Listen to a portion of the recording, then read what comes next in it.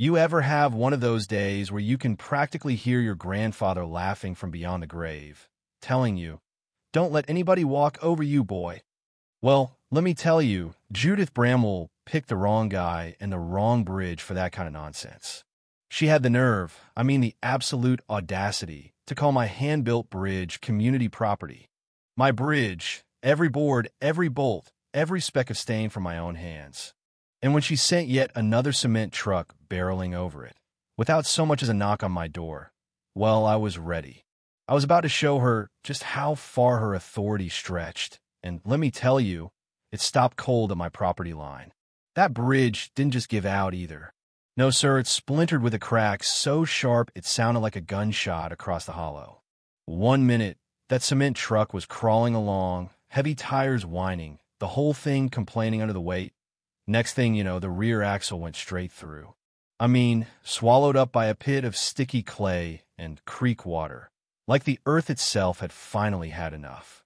Mud exploded up like a geyser, covered the whole windshield, and the poor driver, fella probably just trying to make a living, he bailed out of the cab so fast you'd have thought it was on fire.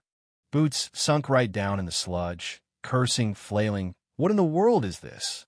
From my porch, I just watched, arms folded, coffee in hand, not a twitch on my face. Maybe a hint of a smile. Anybody else might have called it a freak accident, but I knew better. I'd spent a week setting this up. Some people play chess. I play property law. So the guy's panicking, gunning the engine, but all he did was spin the wheels deeper. Smelled like burning rubber for half a mile, birds scattering from the trees, neighbors poking out their heads to see what in God's name was going on.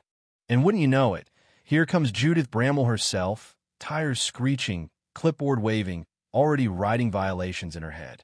Always the navy blazer, always the air of someone about to interview you for a job you don't want.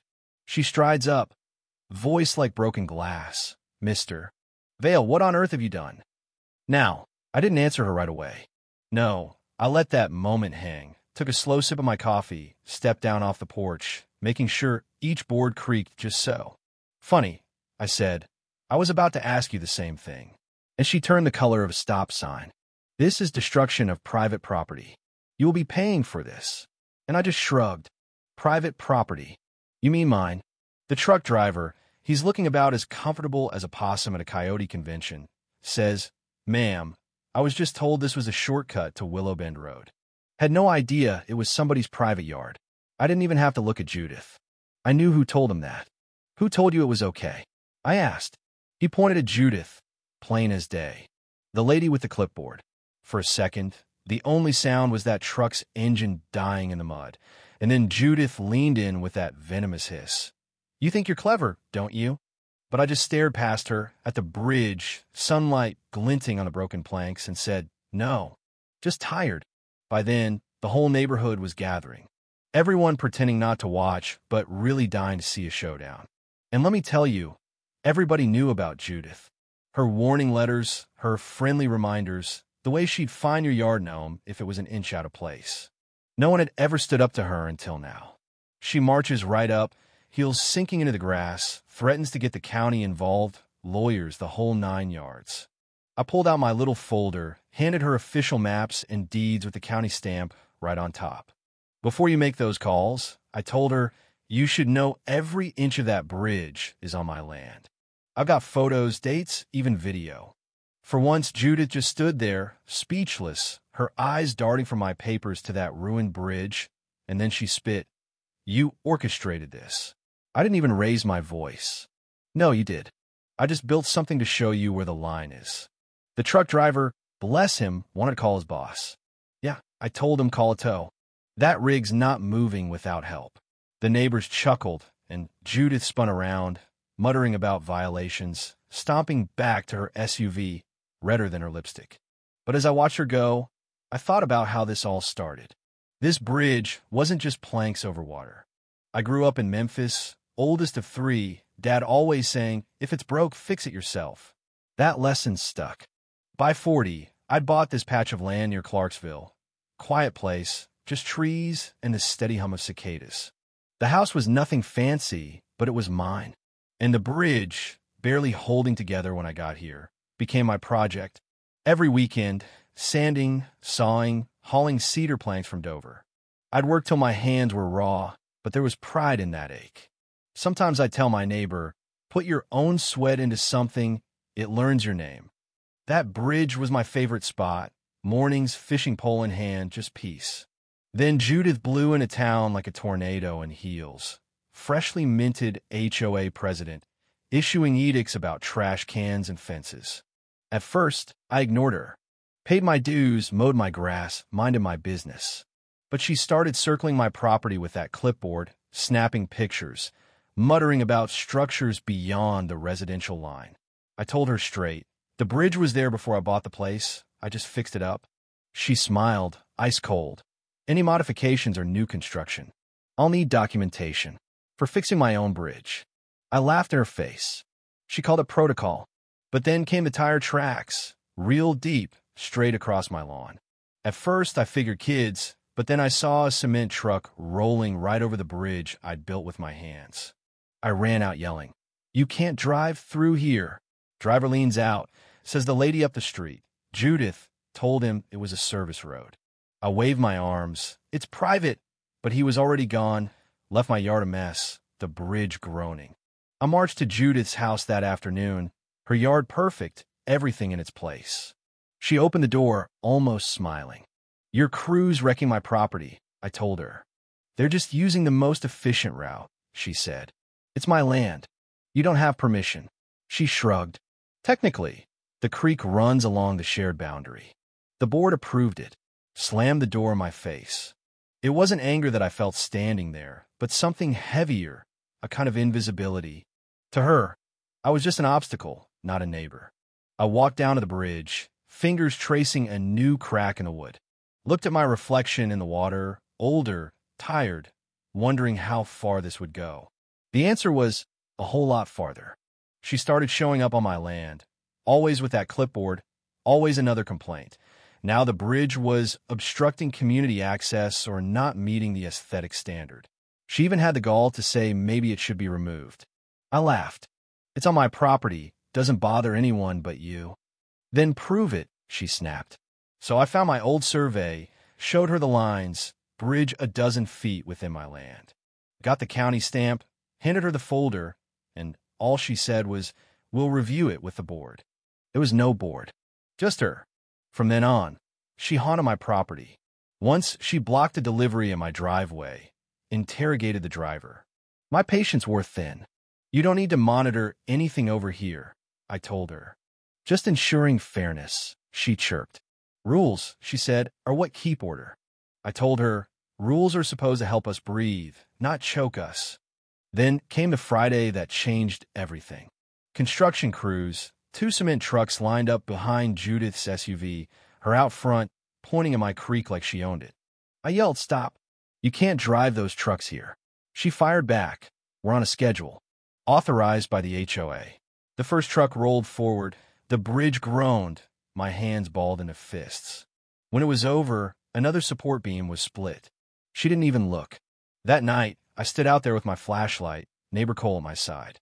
"She really letting them use your bridge?" "Huh," he said. "Claims it's for the good of the community." He laughed. "Community my backside." I told him, "I'll fix it, but not the way she thinks." Monday came, and so did 2 more trucks. I told the drivers, "You do this, the bridge will collapse." They just shrugged, "She's paying, not me," and gunned the engine. I watched in horror as the wood bent, split, and bam, the bridge sagged, truck axle dropping into the creek, mud flying, drivers cursing. I'd warned them. Judith came storming back, sunglasses, calm as ever. "What's the situation?" I told her people had destroyed my property. "Our contractors followed the designated route," she replied. "It will be addressed." "There are no appropriate channels," I said. "This is my land. We simply cannot have residents doing as they please with communal areas." I nearly lost it. "It's not communal.